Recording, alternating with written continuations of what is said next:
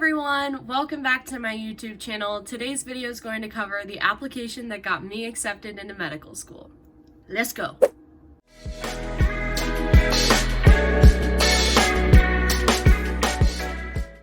Alright, today I'm going to show you my Amcas application from the 2021 application cycle.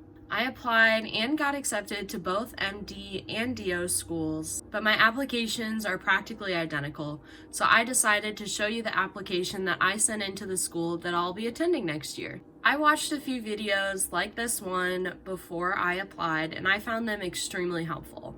So I hope you all can benefit from seeing my application. I am going to be pretty transparent with you. I'll be showing you all of my grades, my Mcat Breakdown, but I did go through and block out all of the personal information that I don't want out on the internet. Before I jump in and show you my application, give the like button some love, subscribe to keep up with my content, and hit the bell icon so that you get notified when I upload.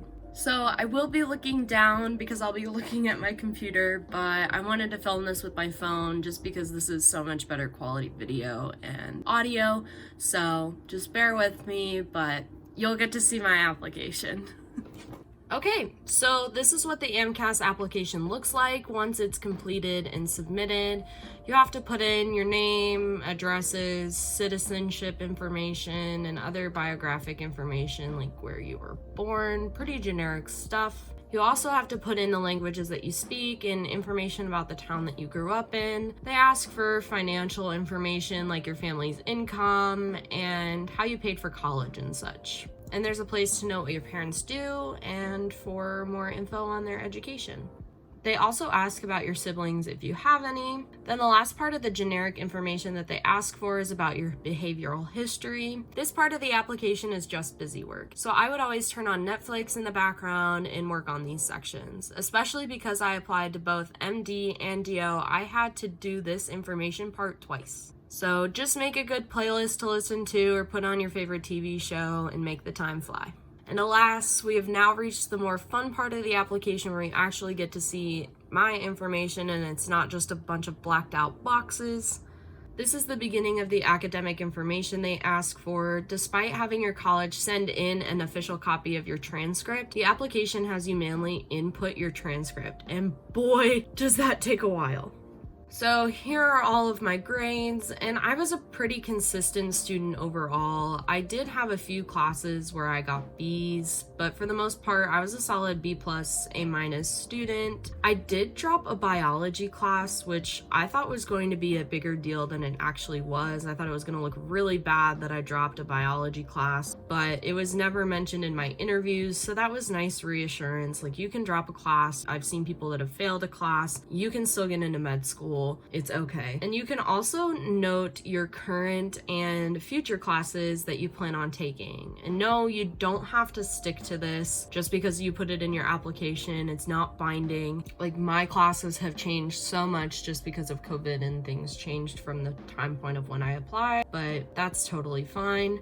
Beyond grades and such, they ask where you went to high school and where you went to college, along with what your major and minors were.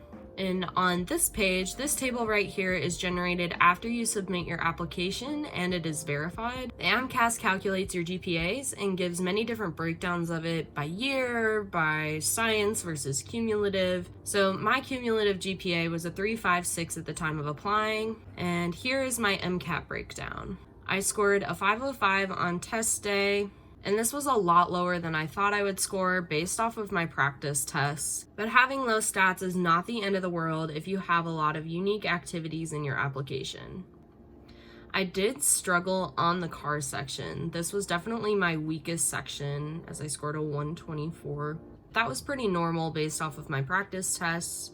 I remember that the chem and physics section on test day was so much harder than any other practice section that I had completed. I typically scored like 128s on the CP section for practice tests, so I definitely took the largest hit in my score on the chem and physics section on test day. And now we begin the work and activities section. I had a lot of different experiences that I included in this portion. You can note 15 activities and you get to mark 3 of them as your most valuable or meaningful experiences, which gives you about 700 more characters to talk about the experience. I included my current job as a COVID screener, talked about my Greek organizations as well as a leadership position. You can also see that for some of the activities, I made a resume style skills list instead of writing a brief summary of what the experience was. So you can get creative on this part. I also talked about shadowing, which was my first most meaningful experience, and I used the extra characters to tell a story and talk about my favorite parts of shadowing. I also talked about my summer research project at Kenyon, which was my second most meaningful experience. I talked about my project more in depth and what I gained from the experience, and then I added my job as a club swim coach during the academic year. I put my academic year research in a separate category and talked about my projects that I continued while classes were going on. Here is my experience that covers my job at a butcher shop, which definitely became my biggest identifier as an applicant, but I'll talk about that a little bit later. I mentioned another one of my Greek organizations and talked about leadership through my role as an orientation leader. Here is my involvement in swimming. I noted this as my third most meaningful activity because I've been competitively swimming since I was 5 years old. So I used the extra characters to talk about how swimming has shaped me into who I am today and the lessons I've learned from it. And last but not least, I added my job as a lifeguard during the academic year, which this is a good thing to point out, but you can put multiple date sets under one entry, which is nice. So I was able to show that I did this during every academic year, but I pursued other things during the summers. Okay, and then this is my personal statement. I'm not going to read it to you, but feel free to pause the video and read it over. I blocked out all of the names. Like I mentioned earlier, my job at the butcher shop became my biggest identifier as an applicant, and that was because I wrote my personal statement about the experience. The premise of my personal statement is that I learned skills from the meat market that will translate well into the medical field, and I showed that through different shadowing experiences.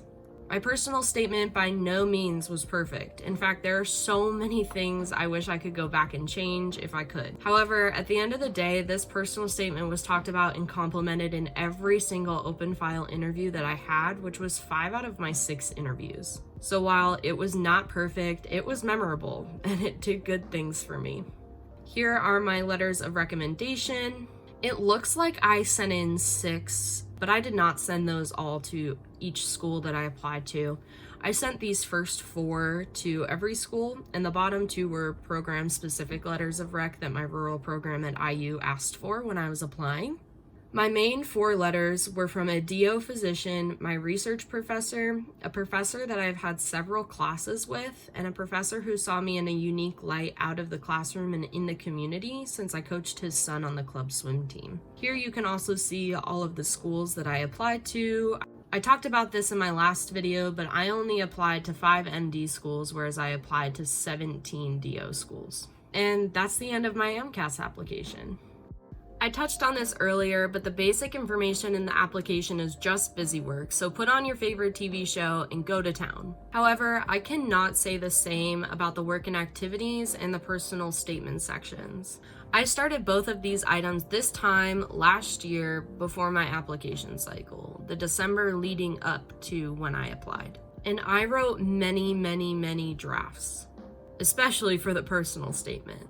My advice is to start early, revise, and get multiple sets of eyes on your pieces. Before I end today's video, thank you so much for supporting my channel and coming back each week for more.